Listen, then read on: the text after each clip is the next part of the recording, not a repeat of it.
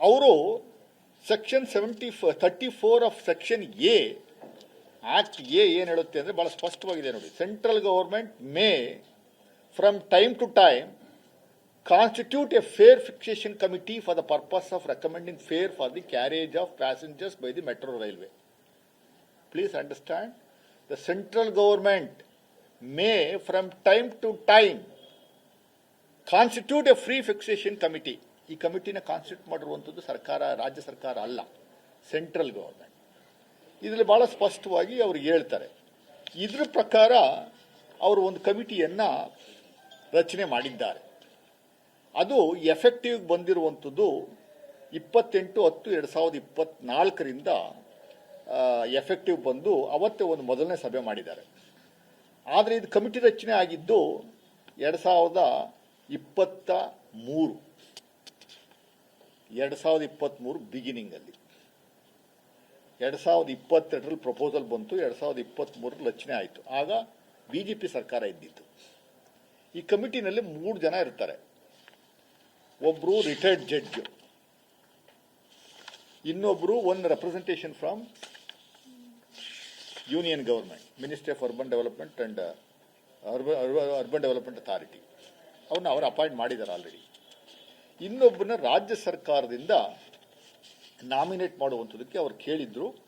ಅವರನ್ನು ಅಪಾಯಿಂಟ್ ಮಾಡಿರುವಂಥದ್ದೇ ಮಾನ್ಯ ಬೊಮ್ಮಾಯಿ ಸರ್ಕಾರ.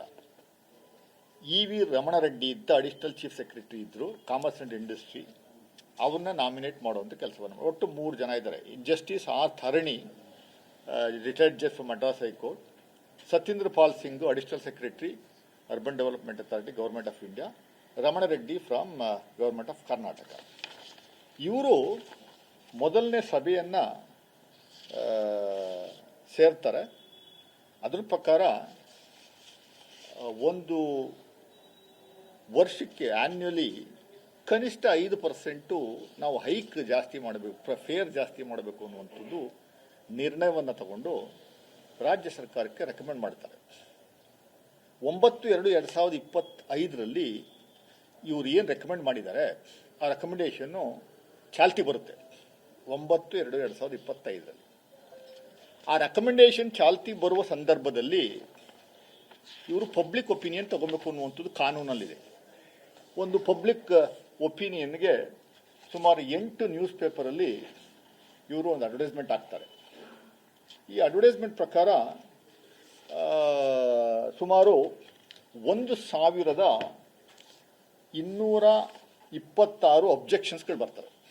1126 ಅಬ್ಜೆಕ್ಷನ್ಸ್ ಬರುತ್ತೆ. ಇವರು ಪೇಪರ್ ಅಡ್ವರ್ಟೈಸ್ಮೆಂಟ್ ಕೊಟ್ಟಿದ್ದು ಇಂದ ಲಾಸ್ಟ್ ಡೇಟ್ವರೆಗೂ ಸುಮಾರು 15 ದಿವಸ ಟೈಮ್ ಕೊಡ್ತಾರೆ. ಇವ್ರಿಗೆ 2 ಕಮ್ಯುನಿಕೇಷನ್ ಮೂಲಕ ಅಬ್ಜೆಕ್ಷನ್ಸ್ಗಳು ಬರ್ತವೆ. ಒಂದು ಇಮೇಲ್ ಮೂಲಕ, ಇನ್ನೊಂದು ವಾಟ್ಸಪ್ ಮೂಲಕ. 1126 ರೆಸ್ಪಾನ್ಸಸ್ ಬರ್ತವೆ. ಅದರಲ್ಲಿ 27% ಅಂದರೆ 304 ಜನ ದಯಮಾಡಿ ದರವನ್ನು ಹೆಚ್ಚಳ ಮಾಡಿ ಅಂತ ಹೇಳ್ತಾರೆ ಅವರ ಅಬ್ಜೆಕ್ಷನ್ಸಲ್ಲಿ.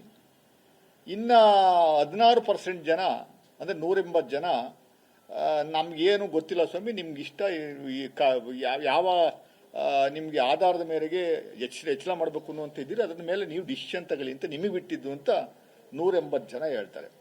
ಮಿಕ್ಕಿದ್ದು 51% ಜನ, 574 ಜನ, 51% ಅಂದರೆ ಅವರು ಕೆಲವರು ಬೇಡ ಅಂತಾರೆ, ಕೆಲವರು ಮಿನಿಮಲ್ ಮಾಡಿ ಅಂತಾರೆ, ಕೆಲವರು ಜನರ ಕಷ್ಟ ಸುಖಗಳನ್ನು ಅರ್ಥ ಮಾಡಿಕೊಂಡು ನೀವು ಜಾಸ್ತಿ ಮಾಡುವಂಥದ್ದಕ್ಕೆ ಅವಕಾಶ ಕಲ್ಪಿಸ್ಕೊಳ್ಳಿ ಅಂತ ಹೇಳ್ತಾರೆ. ಆಗ ಅಬ್ಜೆಕ್ಷನ್ ಕರೆದಾಗ BMRCL ಅವರು ನಿಮ್ದೇನಾದರೂ ಅಬ್ಜೆಕ್ಷನ್ಸ್ ಇದೆ ದಯಮಾಡಿ ರೈಟಿಂಗಲ್ಲಿ ಕೊಡಿ ಅಂತ ಕಾಂಗ್ರೆಸ್ ಪಾರ್ಟಿಗೂ ಪತ್ರ ಬರೀತಾರೆ, BJP ಪಾರ್ಟಿಗೂ ಪತ್ರ ಬರೀತಾರೆ, BSPಗೂ ಬರೀತಾರೆ, JDSಗೂ ಬರೀತಾರೆ. ಇವ್ರ ಯೋಗ್ಯತೆಗೆ ಇಲ್ಲಿಯವರೆಗೆ ಒಂದು ಅಬ್ಜೆಕ್ಷನ್ಸು ಹಾಕುವಂಥ ಕೆಲಸವನ್ನು ಮಾಡಲೇ ಇಲ್ಲ.